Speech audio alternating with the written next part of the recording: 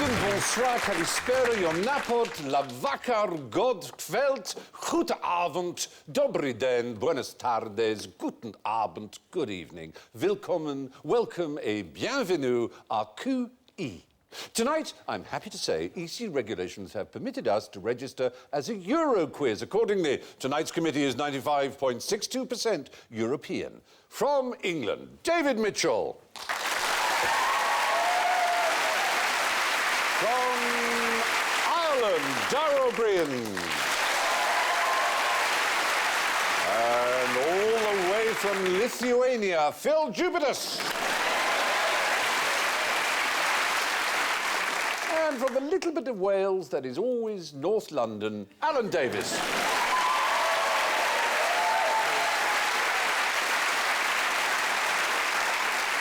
I myself have a little Hungarian in me, but never mind about that now. So, Engländer Schweinhunden. David goes...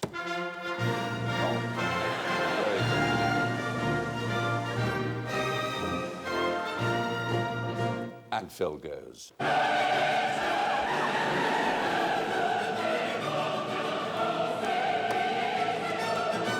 Dara goes.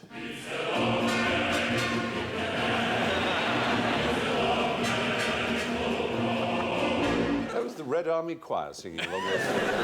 And Alan goes.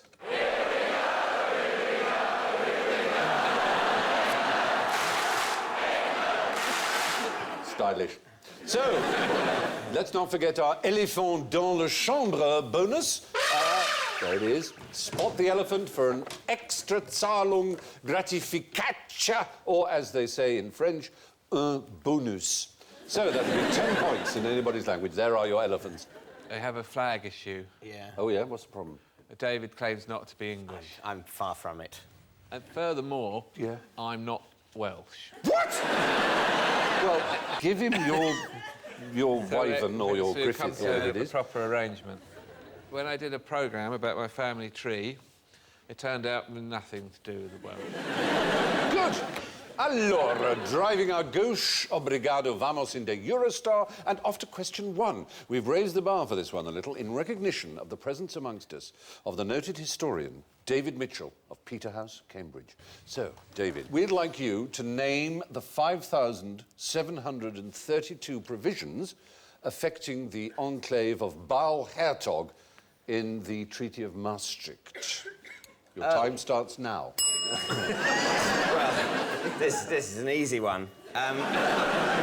The enclave actually only exists theoretically because it's a sort of sandbank which was once farmed but was flooded in the 14th century, and it exists between Denmark and Germany in the Heligoland Bight.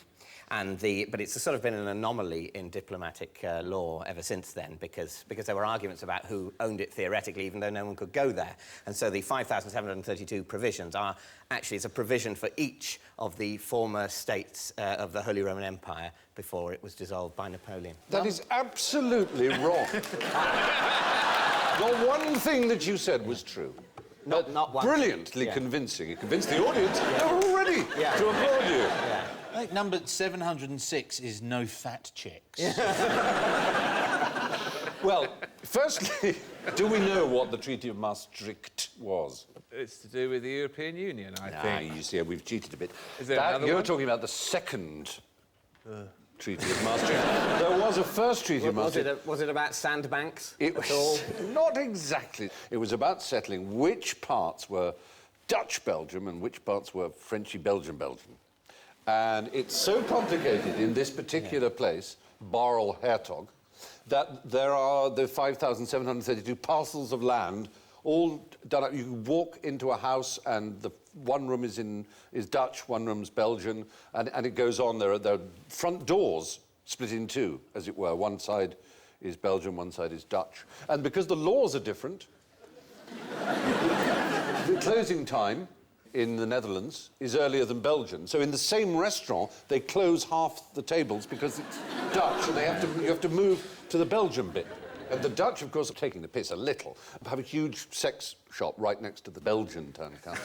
But just in the Dutch part. Crazy Dutch guys. Because they're not allowed. Hey, they're Belgian guys. Look at our cock rings and inflatable ladies. It is true that Belgium, as we know it, is an entirely artificial country anyway. Yeah, they were named after the Belgae, which was a tribe, and actually a lot of those were in Winchester. Belgae, plenty of them. dare say someone just threw his pipe at the television. Fry just called me Belgian! Where's my gun? But as for enclaves or enclaves in this way, that is a sort of country within a country. One of the most remarkable ones was suite number 212 at Claridge's. Was that Norway during the Second World War? Well, it was Yugoslavia for a few days, because... so there were rows in that room. ethnic cleansing in the bathroom.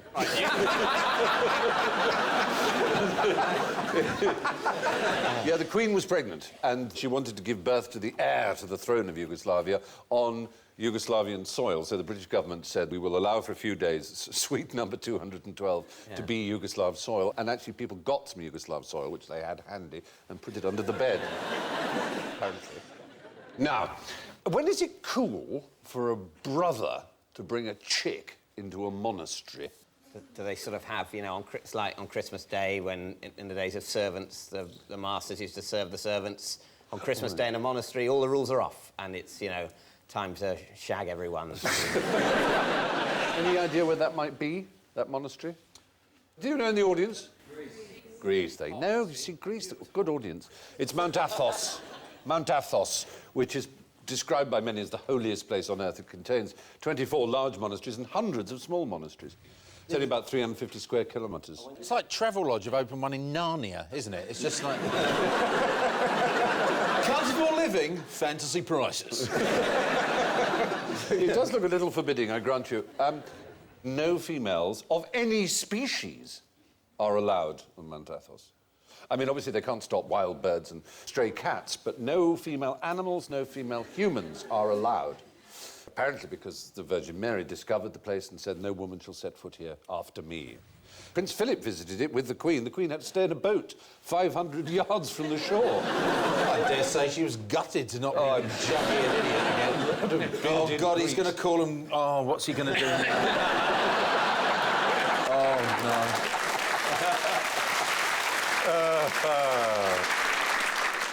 Well, for 1,000 years it's been like that. I mean, it's pretty astonishing, isn't it? But they do let in hens. Why would they let in hens? Love an omelette. But they prefer eggs to the jizz of the male hen.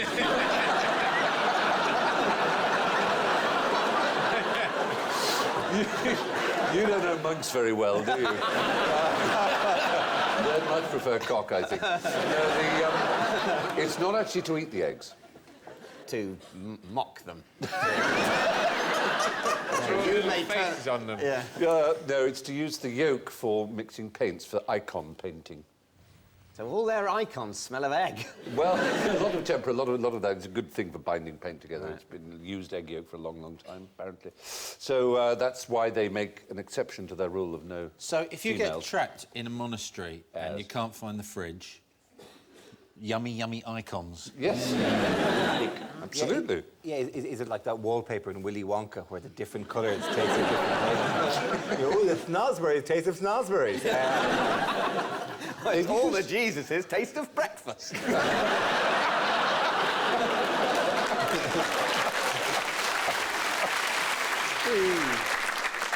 The monastic police, the Sardaris, enforce the rules, not allowing women in, for example. Have they ever had a meeting about it?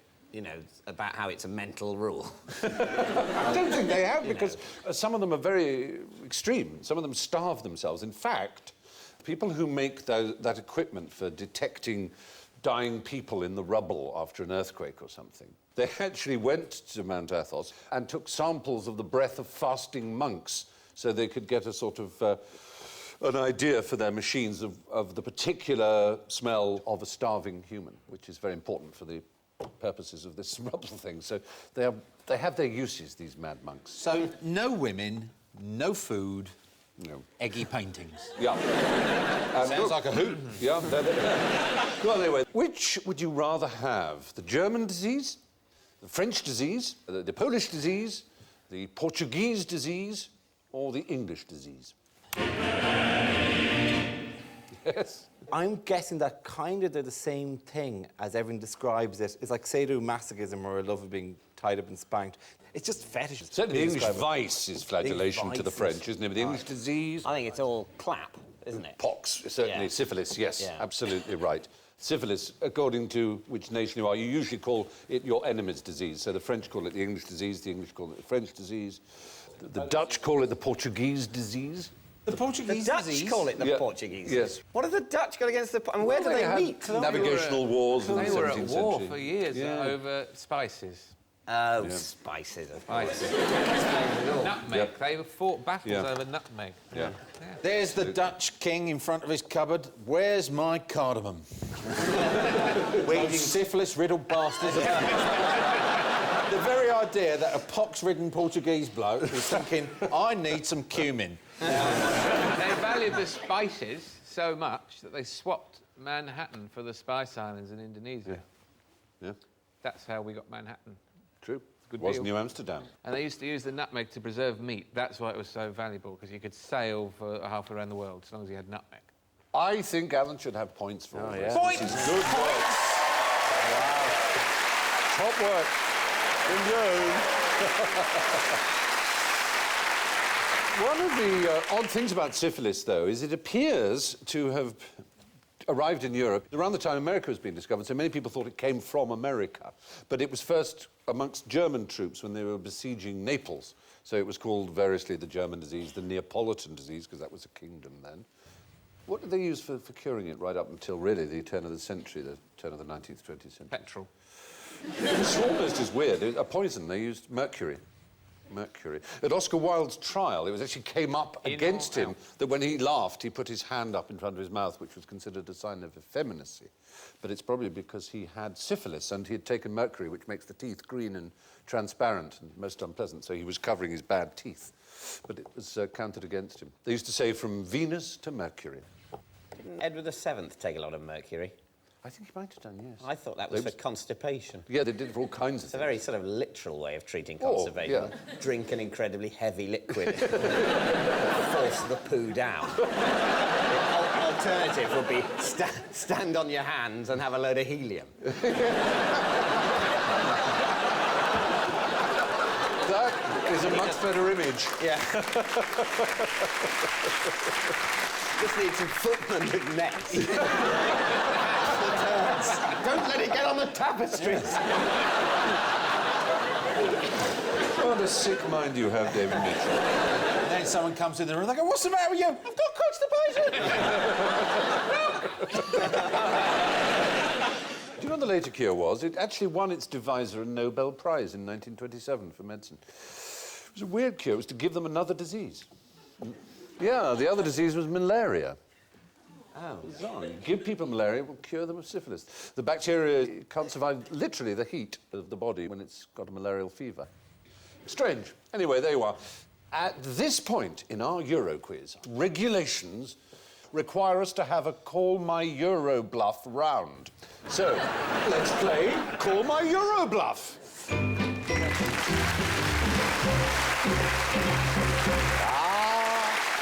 Good evening and welcome. No, hush, Tish and Pibble. With whom should we start? We'll start with David. David, give us some Euro regulation. It's illegal to sell bananas if they're too curvy. What do we think? Anyone got a theory about that? I think that's true. It's quite a well-known Euro regulation, straight bananas. It's utter arse of the highest order. So you're saying a bluff, are you? Well, what do you feel? I seem to recall this is one of those things that the Daily Mail would suddenly go, how dare they say our bananas can't be bendy? Why, it's bendy bananas made this country what it is. Yeah. Balls. Yeah, you think it's balls. Would you like to reveal, then? Balls. It's a bluff. It's just you just have to say how big they are, which is fair enough, because you don't. In fact- Otherwise, people are selling tiny pea-sized bananas. And the clincher is the current EU standards are identical to the pre-existing British ones and the United Nations ones and the OECD ones. I mean, nothing has changed. Nothing is new, except, as you say, the ability of the press to make things up and scare us that are Bananas are going to be straightened, so it's become rather political and rather exciting. Dara, what is yours? OK, well, this actually is true. Trawlermen will soon be required to wear hairnets whilst fishing. Is this because they're handling food? And It's exactly the point is to keep them clean right from the very start. So that's why convincing stuff? What do we feel? Well, it makes practical sense as well, of course, because the hairnet could also maybe catch any smaller fish, like, you know, whitebait or scampi that might get in the hair of the fisherman, and then you just, at the end of the day, oh, there's another, that's dinner. They're used to, so they're used to handling nets. What are your thoughts? Well, and then they wear hard hats now at Smithfield Market, and they never had to. They're always making people put things on their heads. Good point. I know, I like that. Good. What do you feel, Phil? Yes. You think it's true as well. So most people think this is true. Come, demonstrate, would tell us, put us out of our misery. It's a bluff as well. It's not true. In fact, I quote Richard Littlejohn. He goes, "Oh, what a circus. The safety Nazis have forced fishermen to wear hairnets. You couldn't make it up." Well, actually, oddly enough, Richard, you could and you did. It wasn't even as if that Littlejohn didn't make that up. No, he didn't, in fact. It was made up by British journalists in a bar in Brussels. Yeah, absolutely who tried to run to see, will people fall for this? Yeah. And the British press fell for it completely. It's because they know that people love their little 5 minutes of snorting anger over the breakfast. Bloody people, why the God, it's so... It's ridiculous. You don't take an active interest in how your country's run for just 45 years, and look what happened.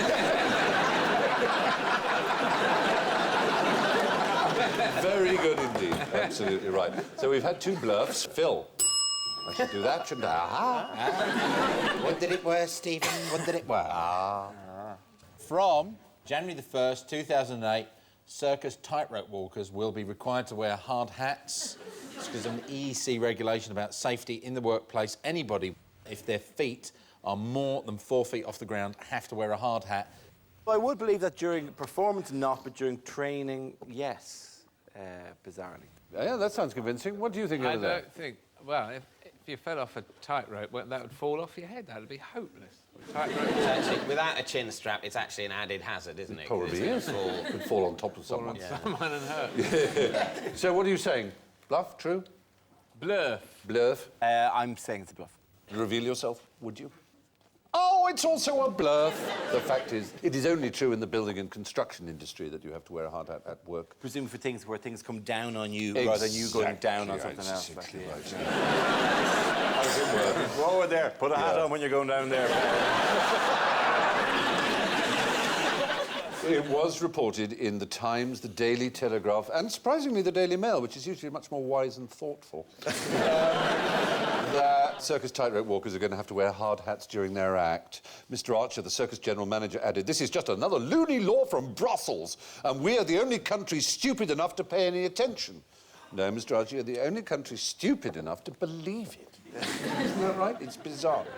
Alan, have you got one? Yes, I have. I have got one. He's even got These, a prop. you may think, are sausages. I do. But Bangers. they are not to be sausages soon. They're going to be called emulsified, high-fat offal tubes.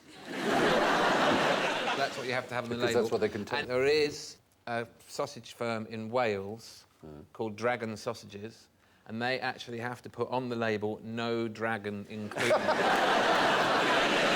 What do we feel, team? I think if you want a high-fat tube, I recommend the district line between Bromley by Bow and Upminster. But no. No. They can't, no. No, I mean, there may be technically... No, of course, there'll be different names. And even different brands of sausages will have different names. No, of course not. It's just a scare. Yeah, I think I've heard this story's been around for a long time, and yet sausages are still called sausages. Exactly. But is it true or is it false? It is a bluff. It is also a bluff. Very good. And it's actually a line from Yes Minister. There you are. Anthony James, Jonathan Lynn wrote it. Well, that's it, ladies and gentlemen, from Eurobluff.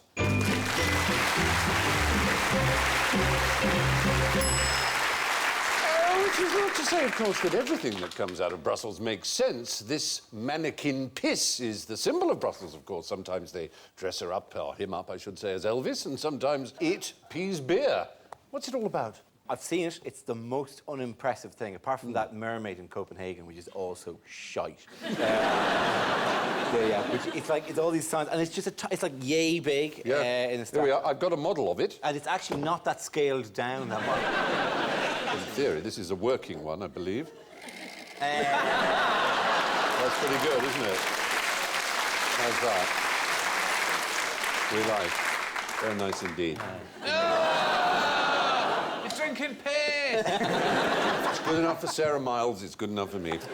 There is a theory. Anything to do with elephants? Oh, interesting.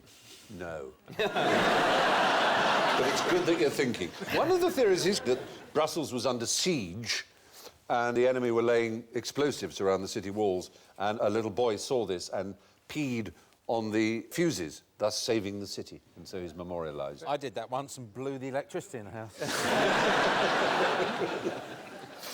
There's another theory that it was the 2-year-old Duke Godfried and his troops put him up in a tree when they were having a battle in a basket, and from there he urinated on the enemies and they lost the battle. That was in 1142. They stuck the crown prince or whatever in a tree that was just like the enemies were just underneath the tree. Throw a rock at the tree, right?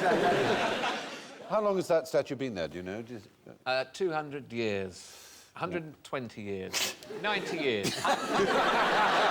That's the point. It's a lot older than you might think. It's 14th century. 1388, 14th there's been a century. pissing That's boy. pretty good, in isn't it? Brussels. Yeah. Still works. Yeah. Yeah? You get up there with a pipe cleaner every Sunday. It's been stolen 7 times. 7 times? 7 times. In 1817, one of the thieves who stole it got 20 years hard labour. In 1978, they got let off with a warning. No one ever gets 20 years easy work, do they?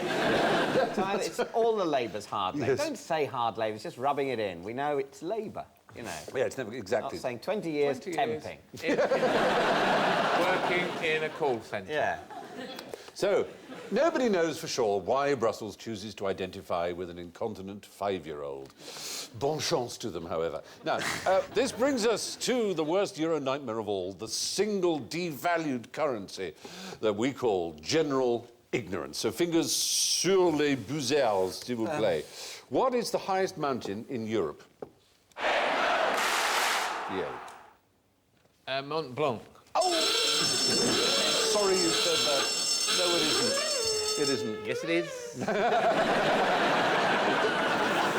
No, it does begin with an E, if that's any help. Enormo Blanc.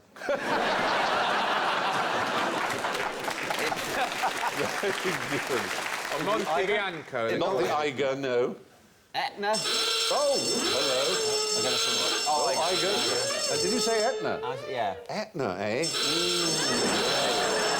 No, indeed.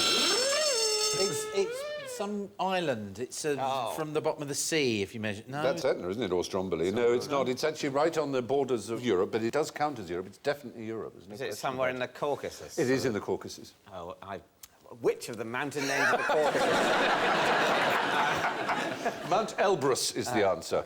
Mount Elbrus. It's where Prometheus was supposedly chained for daring to steal fire from heaven, and he had his liver pecked out every day by vultures as punishment. Ooh. Yes, that's gotta hurt. Want to get it over with at the beginning of the day. Yes, you would. 100 people attempt to climb the summit every day in the summer season, when it's not too cold, and about 30-odd die every year. Do you know that 1 in 8 of people who try to climb Everest die? Really? That's a high attrition rate, isn't it? Not good, is it? Not good at all. You get acute mountain sickness because you can't breathe. So your stomach won't accept food, so you start throwing up. Apparently there are signs all the way up saying, if you are throwing up and you have a headache, go back. Yeah. But people don't. So when you're putting your party together to go up Everest, just if there's 7 of you, just get someone you don't like. Yeah. Preferably with asthma. Lead on, Wheezy.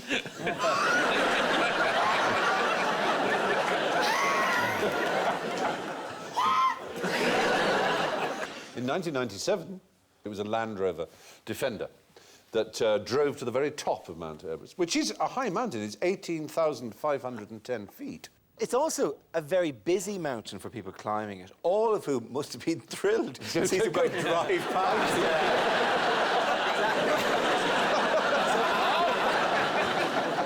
But it's nearly 3,000 feet higher than Mont Blanc. Now, audience, what are the first words of the German national anthem? No,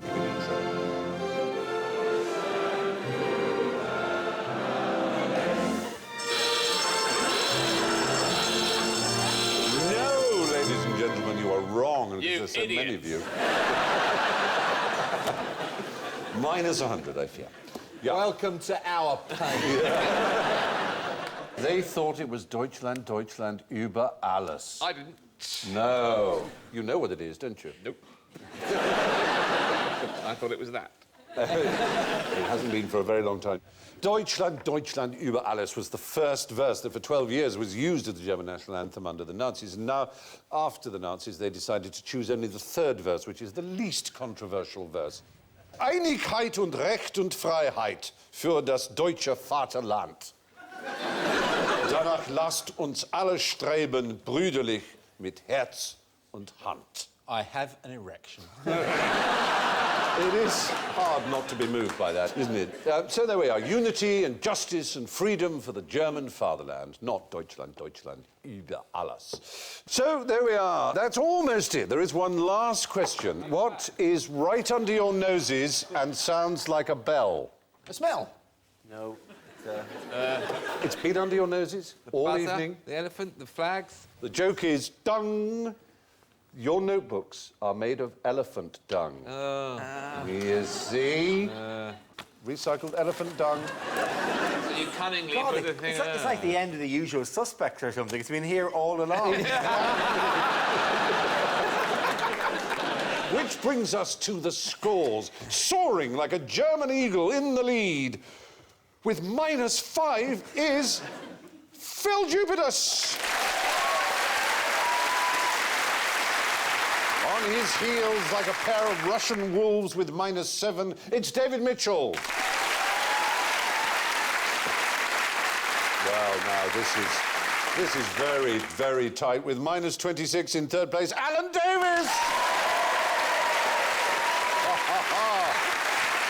Tottering along in last place like an Albanian nanny goat, with only one fewer than Alan on -27, Dara Briain.